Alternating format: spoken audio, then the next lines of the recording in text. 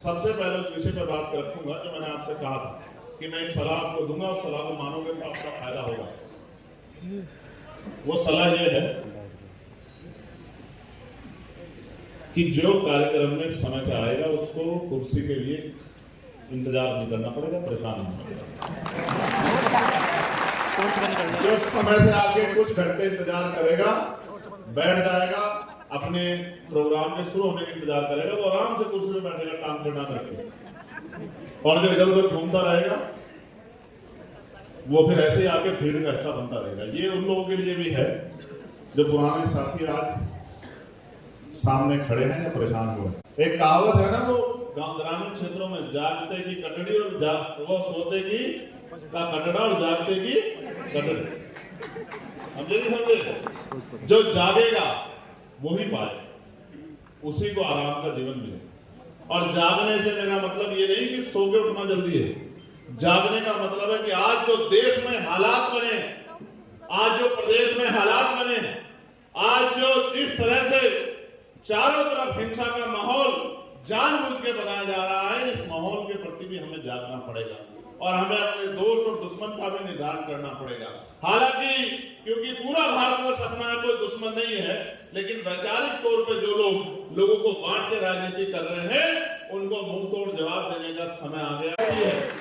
प्यारे साथियों, ये चार विषय जो बहुत महत्वपूर्ण है, जिसके आधार पर आने वाली राजनीति भी, और ये चार विषय हमारे लिए सबसे महत्वपूर्ण है, इसको इसलिए जगह दी गई है, जिसमें पहला विषय ये है कि केंद्र सरकार द्वारा ओबीसी की जाति आधारित गिनती न कराना एक षड्यंत्र है और मंडल कमीशन की सिफारिश से सरकार वादा करके आई थी लागू क्यों नहीं कर।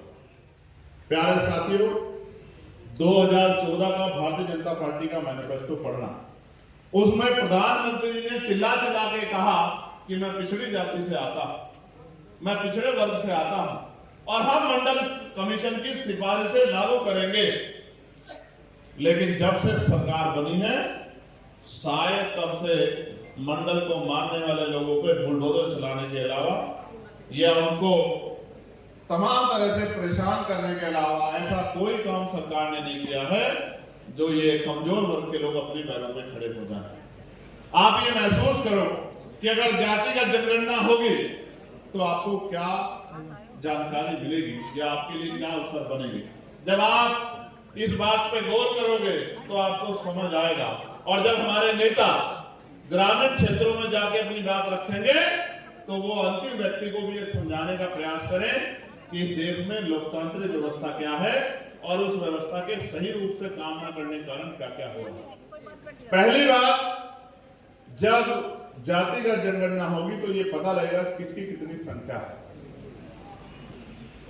जब ये पता लग जाएगा कि किसकी कितनी संख्या और किस समाज पे क्या क्या साधन, किसको नौकरी कितनी मिली है, किसको रोजगार कितना मिला है, किसको जमीन कितनी मिली है, किसको लोन कितना मिला है, किसकी आर्थिक स्थिति क्या है, किसकी जो है किसका कर्ज माफ हुआ है, किसके ऊपर कर्ज है, किनको कितने बच्चे कितना सामान कितना पढ़ा लिखा है। जब ये जानकारी आएगी तो आपको आकलन चिंतन करने का मौका मिलेगा कि आप इस देश में, आप अपने प्रदेश में, आप अपने जिले में किस स्थिति में हैं। जब ये जानकारी आपके सामने सार्वजनिक होगी, मैं साधारण भाषा में आपको समझाता हूं। एक गांव में, मैं बहुत बड़ा उदाहरण नहीं देता, समझने के लिए गांव का उदाहरण देता हूं। एक गांव में 100 घर हैं और 80 घर ऐसे हैं जिनके घरों में खाने के लिए रोटी भी नहीं है, जिनके घर का परिवार का एक दो आदमी सुबह मजदूरी के लिए चौक पे बिकने के लिए जाता है, वहां कोई खरीदार आके उसको खरीदता है, पूरे दिन उससे मेहनत कराता है और चंद पैसे देके उसको वापस देता है, तब जाके उसके घर का चूल्हा जलता है, तब वो अपने बच्चों यानी कि आने वाली नस्लों को पढ़ाने के लिए फीस का इंतजाम करता है, तब वो अपने बच्चों के लिए कपड़े का इंतजाम करता है, तब वो अपने घर के लिए बिजली का बिल देने का और तमाम तरह के जो उसके ऊपर आज देनदारी है उसका इंतजाम करता है। तो 20% घर तो खुशहाल हैं और 80% घरों का बुरा हाल है। इस आधार पर गांव को खुशहाल नहीं माना जा सकता है, लेकिन 20% जो खुशहाल लोग हैं वो कहते रहते हमारे गांव में तो सब कुछ अच्छा है, क्योंकि उनके घरों में सब कुछ अच्छा है तो उनको लगता है सब कुछ अच्छा है। ऐसा नहीं है। यहाँ बैठे हैं, अपने जीवन को उदाहरण लेके देखिए कि कितनी बार आपने गरीबी, बेबसी और लाचारी का सामना किया होगा।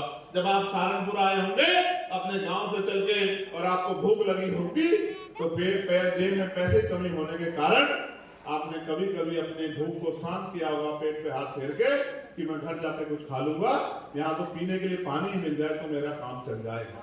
जब आप अपने क्षेत्र में निकल के, जब आप शामली आए होंगे, जब अपने शहर में, जब आप मुजफ्फरनगर आए होंगे तो याद करो कई बार ऐसा हुआ होगा कि आपको कुछ खरीदना होगा और आपने अपने जेब में हाथ डाला होगा तो आपको पता होगा कि इतने पैसे मेरे पास नहीं है। मैं तो गरीबों को, गरीब परिवार में पैदा होना जानता हूं कि पूरी सर्दियां हम लोग एक जैकेट में निकाल देते हैं, पूरी सर्दियां हम लोग कई साल हम लोग जूते में निकाल देते हैं। और ये देश में ऐसी भी स्थिति है कि वो दिन के हिसाब से कपड़े पहनते हैं, कपड़ों के हिसाब से जूते, उसी रंग के जूते पहनते हैं, उसी रंग के जो है जैकेट पहनते हैं, उसी रंग के और तमाम तरह की चीजें पहनते हैं। यहाँ इस तरह की स्थिति भी है। इस गैर बराबरी का कारण क्या है? आप ये सोचो, जब तक आपकी संख्या का निर्धारण नहीं होगा तो सरकार जो बजट बनाती है उसमें आपकी हिस्सेदारी कैसे तय होगी? सोचिए, आपकी संख्या 10 है और सरकार कह रही है कि गणना नहीं हुई है और गणना न होने के कारण पिछली जो जानकारी है उसमें आपकी संख्या 8 है, तो 8 लोगों के हिसाब से पैसे का बंटवारा होगा तो 2 लोग तो पहले दिन से ही वो इस लाइन से बाहर हो गए जहां पैसे का बंटवारा होता है। इसलिए मैं आपसे कहना चाहता हूं, जिस दिन इस देश में जातिगत गणना, आज भी देश, सुनिए, गौर से सुनिए, आज भी मान्यवर, आज भी प्रधानमंत्री आवास योजना के आवास बन रहे। मैं लोकसभा का सांसद हूं, मेरी लोकसभा में आवास का आवंटन होता है। उन्होंने पैमाना दिया, सरकार ने 2 विषय हैं इस पे। पहला ये कि इस बात की गवाही है प्रधानमंत्री आवास योजना कि आजादी के 75 साल बाद भी इस देश में रहने वाले लोगों को पक्के मकान अभी तक नसीब नहीं है। ये इन सरकारों का आपके प्रति सोच है, आपके प्रति रुख है। और दूसरा, अब उन्होंने, मैंने अभी पार्लियामेंट में आवाज उठाई थी, उन्होंने उसमें ऑर्डर क्या लगाया है, मानक क्या बना है? अगर दीवार पक्की है तो आप उस दायरे में नहीं आते। अब दीवार कैसे पक्की? बरसात आती है, हम तो ग्रामीण क्षेत्र के लोग जानते हैं, बरसात में कच्चा मकान ना गिर जाए तो कोशिश करते हैं उसकी दीवारें पक्की रहे, उसमें पानी ना बहे। अब वो दीवारें अगर आपकी पक्की हो गई तो आपको उस मकान का लाभ नहीं मिलेगा। आपने, अगर आपका बच्चा कहीं जॉब करता है, छोटा मोटा काम करता है, या कहीं आने जाने के लिए आपने टूटी हुई पुरानी मोटरसाइकिल ले ली है तो भी आप उसके दायरे से बाहर हो जाते हो। इतने तरह के रोक लगाए हैं कि सही मायने में जो बहुत बुरे हाल में है उसको भी उसका लाभ नहीं मिलता है।